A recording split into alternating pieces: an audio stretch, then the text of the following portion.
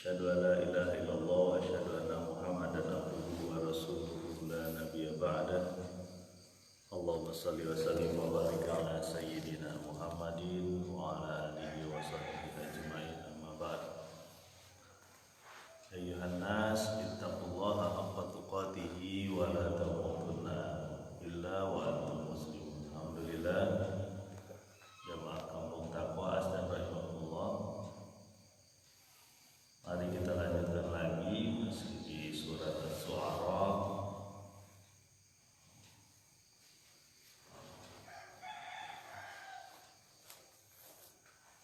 Kemarin kita sudah sampaikan beberapa hari yang lalu ya. Kita masuk di Musa alaihissalam diutus kepada kaum yang zalim ya. Kemarin kita sudah sampaikan bahwa ada satu nabi yang diutus kepada kaum yang zalim, yang memang kebangetan ya, zalimnya luar biasa, anak-anak saja bisa dibunuh ya. Yaitu kaum Fir'aun ya, kaumnya yang menguasai Sungai Nil waktu itu di Mesir.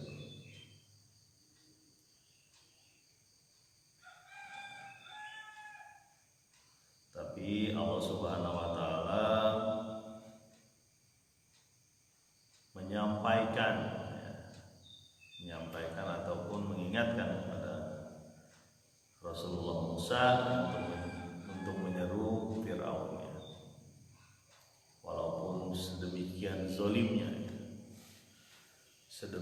zalimnya dia diperintahkan untuk menyampaikan kepada kaum Fir'aun dan kaumnya. Jamaah kampung Taqwa Asdan rahimahullah, mari kita lanjutkan lagi di ayat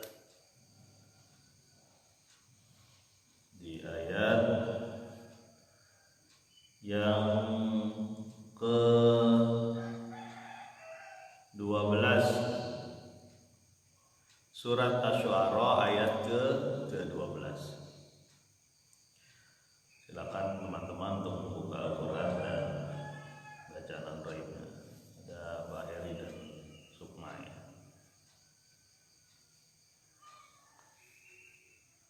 Bismillahirrahmanirrahim. Qala rabbi inni akhafu ayyukadzibun. Berkata Nabi Musa, wahai Tuhanku, aku khawatir mereka mendustakan, membuat aku dibilang sebagai pembohong.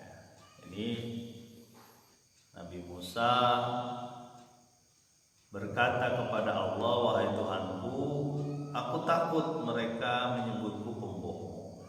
Karena kita ketahui Nabi Musa ini kan lari ya dari Mesir pada saat itu. Nabi Musa lari dari Mesir. Nah, yang ditakutkan oleh yang orang menyeru kepada Allah itu bukanlah takut terhadap pribadi, takut apa? Takut kalau seruannya itu didustakan atau dianggap bohong. Jadi yang difikirkan oleh seorang dai ini, seorang yang menyeru kepada Allah, menyeru kepada kebaikan itu, apakah kebaikan ini akan didustakan? akan didustakan atau dianggap bohong, dianggap barang bohong, berita hoax lah kira-kira. Qala rabbi inni akhafu ayyukadzibun. Berkata Musa, aku takut kalau apa yang aku serukan nanti itu dibuat atau dianggap pendustaan atau dianggap kedustaan. Ini Nabi Musa itu bilang begitu. Karena apa? Ketika diutus sebagai rasul ya, ini adalah perjuangan hidup mati hingga hari akhir. Dan Musa tahu persis siapa yang dihadapi. Yang dihadapi adalah orang yang telah berlaku zalim. Dia menguasai dengan sihirnya atau dengan kekuatan-kekuatan lain, sehingga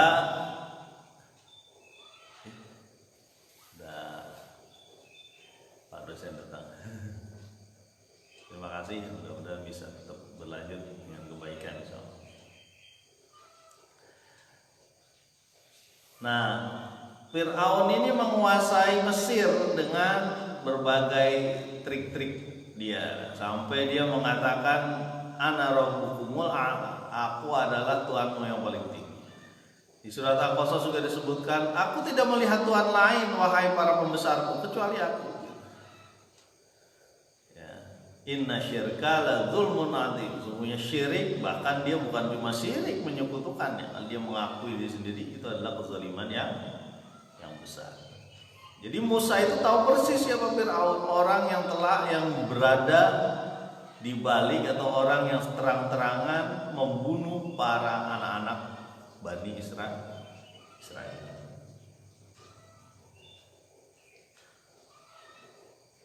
Selanjutnya di ayat yang ke-13.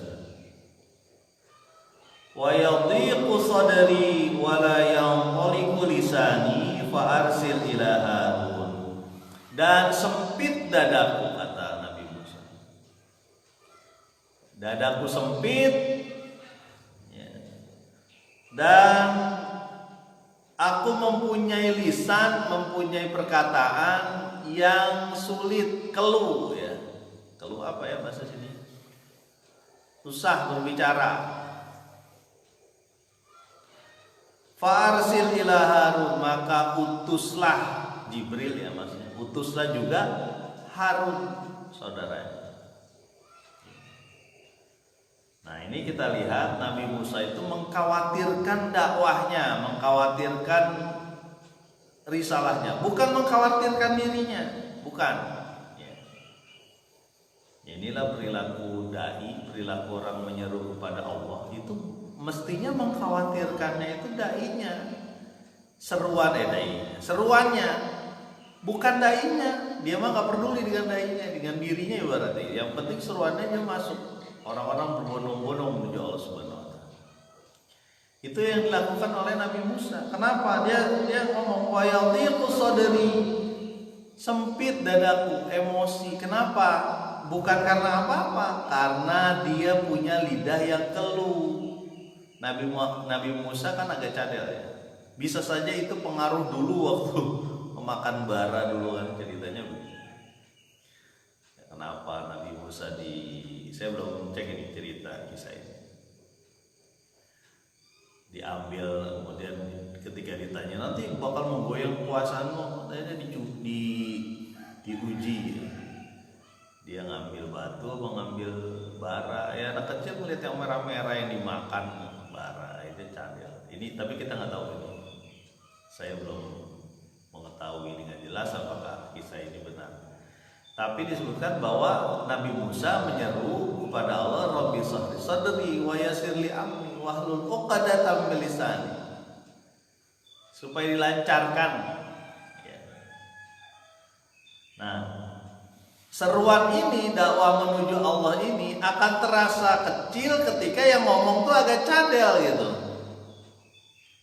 Makanya Nabi Musa agak khawatir ini ketika lagi berdebat gitu dengan Firaun atau dengan teman-temannya.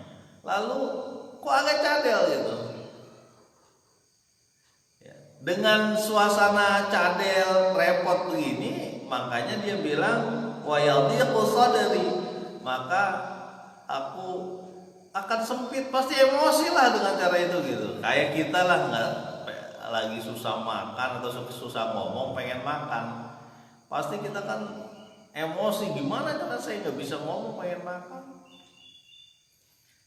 Nah, jadi sempit dadaku itu karena salah satunya ini karena kelemahan di lisan tuh. Itulah yang disampaikan Nabi Musa kepada Allah Subhanahu wa Ta'ala. Nah,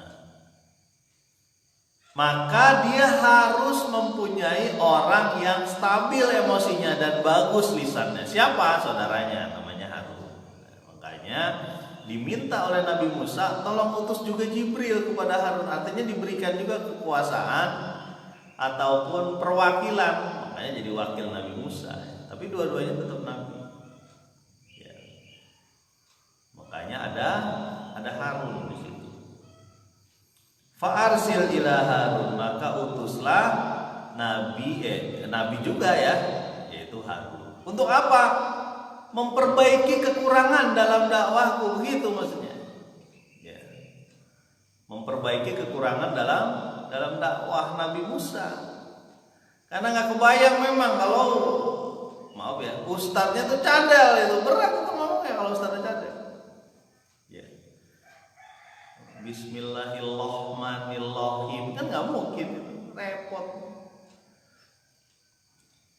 Itu contoh cadel aja, jangan dicadel-cadelin. Bismillah dicadel-cadelin, nggak boleh. Jadi jamaah kamu taqwa astagfirullah, kefasihan bicara itu juga jadi syarat sebagai seorang dai, sebagai orang yang menyeru kepada Allah. Makanya ya, ketika menyampaikan sesuatu itu artikulasi kata juga diperhatikan. Bagi orang-orang yang kuat dalam ilmu orator politik dan sebagainya, atau orator komunikasi, bisnis dan sebagainya, kecadelan dan ataupun kesempurnaan kata itu sangat dibutuhkan. Supaya apa? Supaya jelas. Itu yang dikhawatirkan oleh Nabi Musa. Makanya dia meminta kepada Allah supaya diutus juga Harun. Harun itu lebih bagus ya, lebih stabil emosinya, termasuk lisannya juga lebih fasih.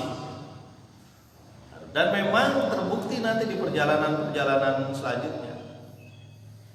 Ya, sampai Harun diberi kekuasaan ketika Nabi Musa menghadap Allah.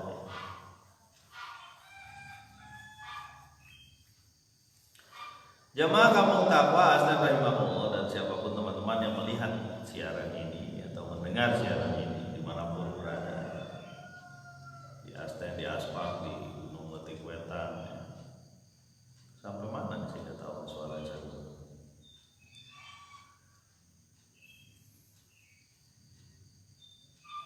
Ayat selanjutnya di ayat ke-14. Nah, ini ayat ini peringatan kepada kita semua bahwa ketika menyeru kepada Allah, menyampaikan kebaikan, menyampaikan apa yang Allah kehendaki, apa yang Allah senangi, itu pasti ada ancaman. Ini ancamannya, kita lihat.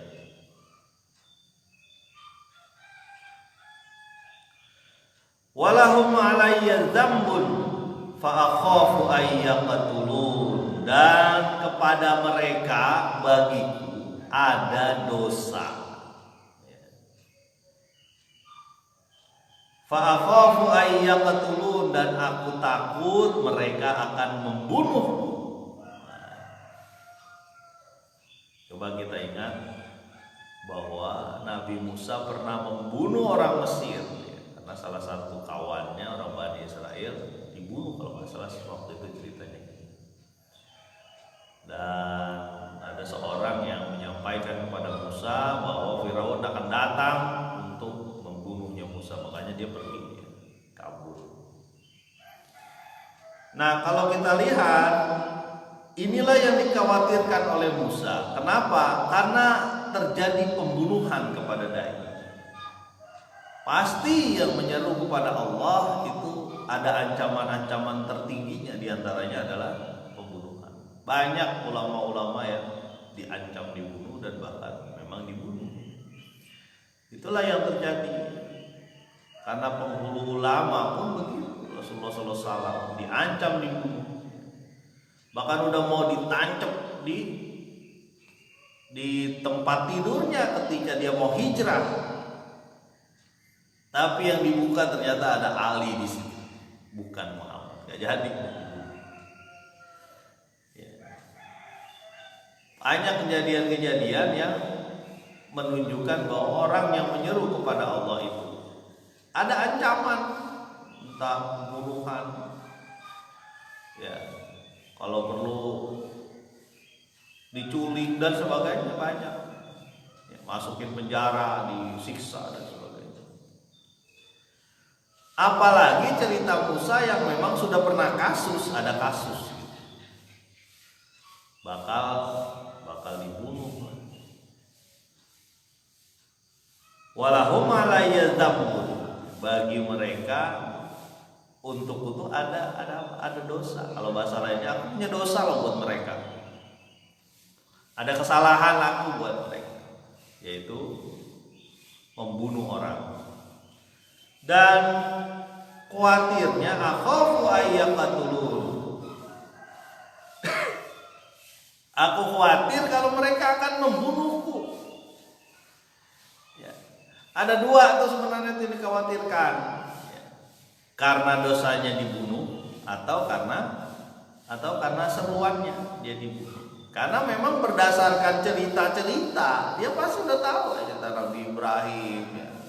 Kemudian Yusuf, ya. Kemudian nabi-nabi lainnya, bahwa kecenderungan orang yang menuju atau menyeru kepada Allah Subhanahu wa taala ada ancaman pembunuhan di situ. Ya. Makanya jangan aneh banyak ulama yang dikejar-kejar oleh penguasa zalim. Itu sama. Bukan cuma zaman Firaun aja, karena keturunan Firaun, sifat-sifat Firaun itu ada di orang-orang yang berlaku zalim hingga hari kiamat, hingga hari ini. Makanya biasanya orang-orang pelaku kezoliman ini yang diserang lebih awal itu adalah orang-orang yang mengerti, yang berilmu pengetahuan, ulama. Yakhsyallah, yang takut pada Allah, min ibadihi ulama, adalah ulama. Makanya sebenarnya ulama itu harus kita jaga tuh. Kalau ada ulama di satu desa, satu kampung, satu negeri, kita jaga. Karena Allah Subhanahu wa taala mematikan, menghilangkan ilmu dengan cara apa? Bukan menghapuskan buku-buku, bukan, mematikan ulamanya. Ulamanya dimatikan. Sama lah kasusnya seperti siapa? Nabi Musa. Nah, khawatirnya kalau Musa dibunuh, ya, Nabi Musa dibunuh oleh Firaun, dakwanya berhenti gitu, seruan kepada Allahnya berhenti, mandek gitu. Kan bahaya gitu. Kalau dakwanya mandek, seruan kepada Allah hilang, hancur lagi gitu. Makanya diminta apa? Diminta Rasulullah supaya bisa melanjutkan. Jadi yang dia ingat Musa itu adalah bukan keselamatan diri, dia mah gak peduli dengan pembunuhan dengan dirinya. Ini berarti pembunuhan dakwah gitu, pembunuhan seruan kepada Allah. Dan kita tahu sehingga ulama Indonesia juga banyak yang dipenjara, mulai dari zaman kapan? Sejak zaman Belanda dulu begitu, yang diserang ulama-ulama. Karena dialah yang bisa menggerakkan perjuangan. Ya, makanya Bung Tomo tuh takbir Allahu Akbar, Allahu Akbar. Menyeru kepada masyarakat Surabaya dan sekitarnya untuk berjihad di jalan Allah dengan takbir. Semuanya pada turun. Mudah-mudahan lah kita sedikit demi sedikit nih kisah tentang Musa mengingatkan kembali, menyeru kepada Allah adalah tanggung jawab kita semua. Kita sebagai seorang mukmin muslim, wa tawassaw bil haq, menyampaikan kebenaran, sampaikan pada siapa saja. Seperti kisahnya Rasulullah yang sudah jelas jaminan surganya. Mudah-mudahan bermanfaat. Subhanakallahumma wa bihamdika, asyhadu an la ilaha illa anta, astaghfiruka wa atubu ilaik. Assalamualaikum warahmatullahi wabarakatuh.